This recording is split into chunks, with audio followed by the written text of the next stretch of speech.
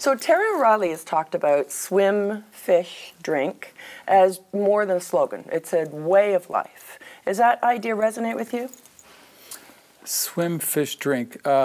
Absolutely. I love fishing and I love swimming. And of course, we all need to drink water. I think we only last a few days without. So, yeah, those are really key issues to water. And I think that's a great way to frame it so everybody can understand what that means and the importance of water to our daily lives. So it's a great three words coupled together.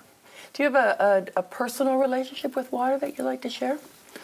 I started working on the idea of doing a photo series on water. It started 5 years ago, and I've just completed shooting it. So the book went to press 2 weeks ago. So I have a nice book and an exhibition opening up this fall with a movie that I'm co-directing with Jennifer Baichwal. And so water has been on my mind for the last 5 years. And what I'm finding, and what I found, I did a series that lasted 12 years on the idea of oil. And with water, what I found is that it's a whole different level of importance to the human enterprise and to the planet. So, and I found with water, when it's redirected, when humans engage with it and redirect it, there's always a loser, and there's of course a winner, and there's a change to that environment every time we shift where water was supposed to go to the place where we want it to go.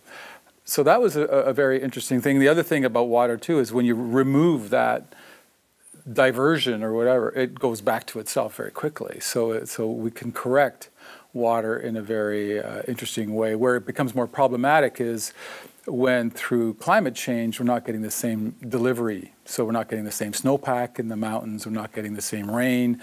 And what we're seeing now with climate change is either too much water or not enough water. And that's troublesome because that means populations may have to shift to adjust to these new realities. And you have seen more than most people in so many ways of your studies of landscapes and manufacturing and all the rest of that stuff. So when you think about us as Canadians and our relationship with water, and you can choose to pull the government in if you want, how are you optimistic? Are you pessimistic? What do you think about the future, and what will it hold for us in terms of our relationship with water? Well, thinking about Canada and its particular relationship to its resources, I mean, many are thinking that we're an oil nation because of what's happened in Alberta and the oil sands and that bounty of oil that's sitting there throughout Alberta and Saskatchewan. But if the truth be known, or reality says that we're actually a water nation. We border on to the Great Lakes, which is about 22% of the world's supply of fresh water. And between the 2 million lakes throughout northern Canada, that accounts for about another 10%. So we have 32% of the known fresh water on the planet. So we are custodians of the greatest volume of fresh water in the world. And so I think our need to understand water and our governments need to be involved in knowing what human activity does to those Great Lakes and to the lakes that aren't buffered as well in the north. So us understanding water, and we've been a great contributor to that. The experimental lakes, which was almost shut down, and the province stepped in and is now back up and running. But they discovered what happens with phosphor, what happens with mercury, what happens with acid rain. Those are all discoveries made in that group of lakes up at the border of Saskatchewan and Ontario. So it's really important that we continue that kind of research. Absolutely. And my brain's going in 100 directions because I want to ask you everything, but I have to stick to what we need to do. Artists, and the reason I'm struggling with it is because when I see your work, you are an artist. And yet when I hear you speak and when I see the type of work that you do, you're a scientist, you're an activist, but when we think about artists, they're typically, or they're often first responders. They see a societal issue, they see an environmental issue, and they comment on it. They bring it to a larger audience. So when you think about the work that you do you see yourself as a first responder, as an artist, as a commentator even?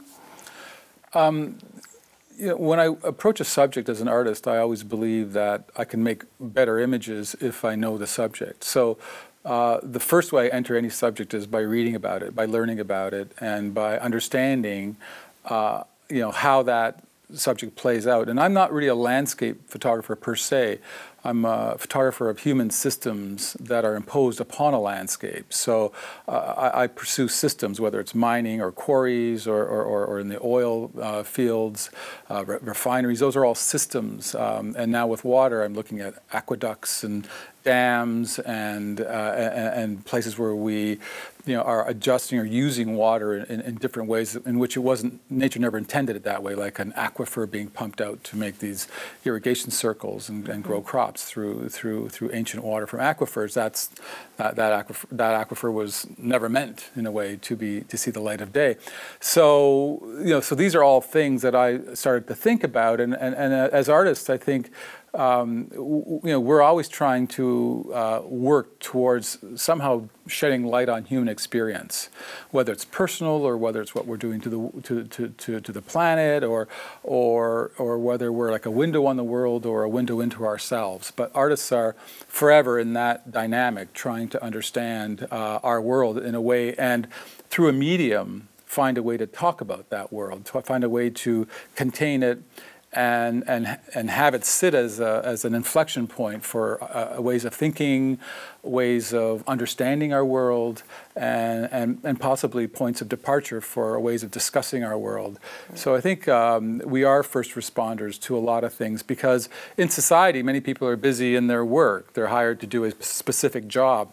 But artists' job is to understand human experience, what we're doing, how we can understand it in ways, both negative and positive, and how can we contain it through film or painting or photography. How can we contain those ideas that then resonate in society and allow the greater population to be able to absorb these ideas through the visual medium or the audio medium. Mm-hmm.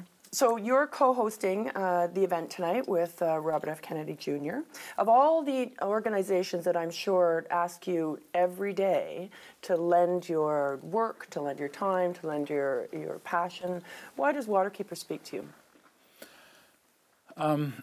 I like contributing as an artist to Waterkeeper because I believe that it's such an integral part of life.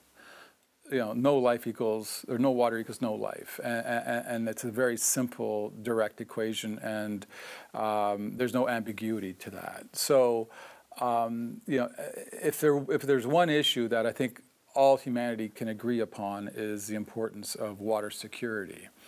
Clean, fresh water. It's a right to life. So when we start packaging it up and selling it, that's a problem because it leaves certain people out of that equation. If our corporations are pouring pollutants into the river, despoiling the water, making it unpotable, or making the fish unedible, that's a problem as well for all of us, not just for for everybody. And so to have something like a group like Waterkeeper who keep their eyes and ears and technology focused on anybody who's disrupting the flow of water and the proper clean flow of water through the watersheds into lakes, to have that as an agency out there that is a comfort to me, that because my kids are going to have to live here as well. It's not just for today, but it's for the future.